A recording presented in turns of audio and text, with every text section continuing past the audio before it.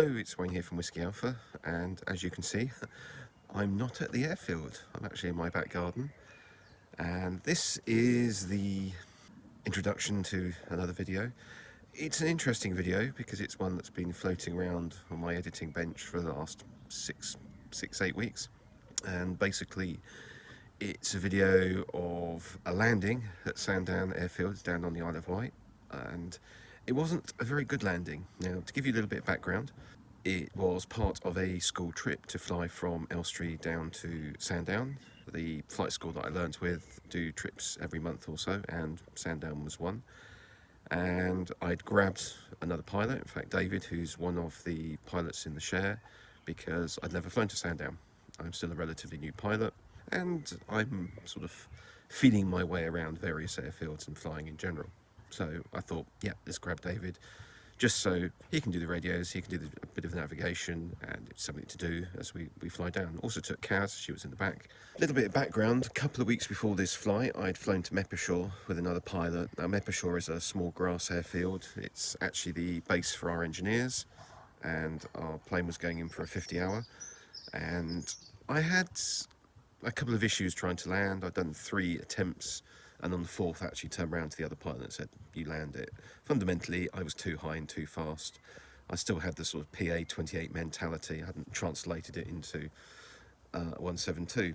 So fast forward to this trip. The trip down from Elstree wasn't too bad. Took off, flew down, dealt with all the max penetration, got across the Solent, and then came into the circuit at Sandown. I have actually flown into Sandown once before, about a year ago, and this was actually on the opposite runway. My plan was to come in at 60 knots because, based on Meppershore, I thought, okay, I was too high, too fast. This time round, looking at the POH, I was going to come in at the other end of the spectrum and came in, or aimed to come in, at 60 knots. The one thing I hadn't taken into consideration was the one thing that caused the major issue, and that was the fact that we were working with gusty winds.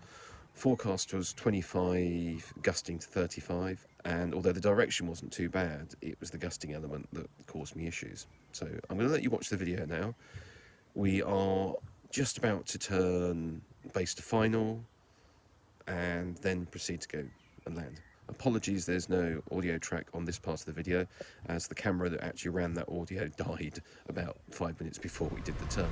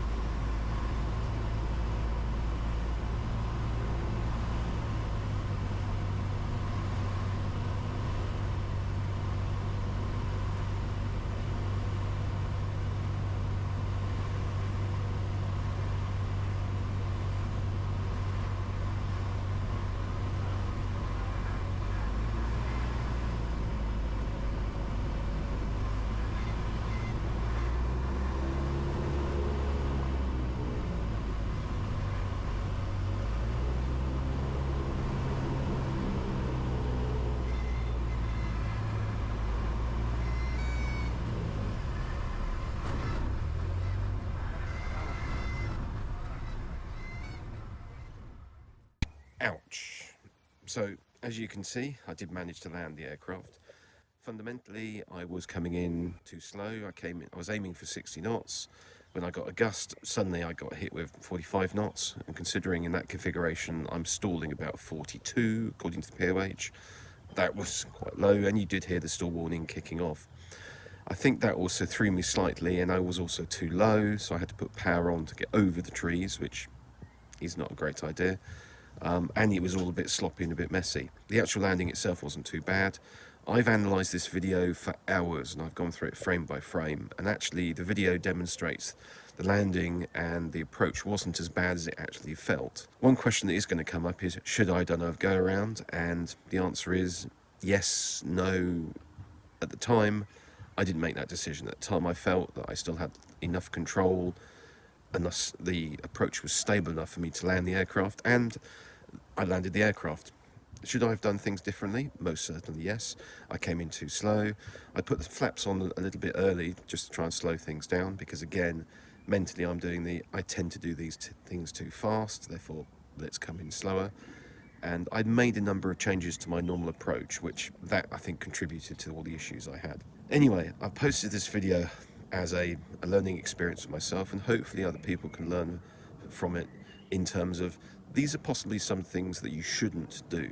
Hopefully just by watching the video you will actually understand some of the reasons and some of the issues that I was having, and the fact that we managed to land and didn't have any issues after that, I think proves the fact that I probably made a few of the right decisions.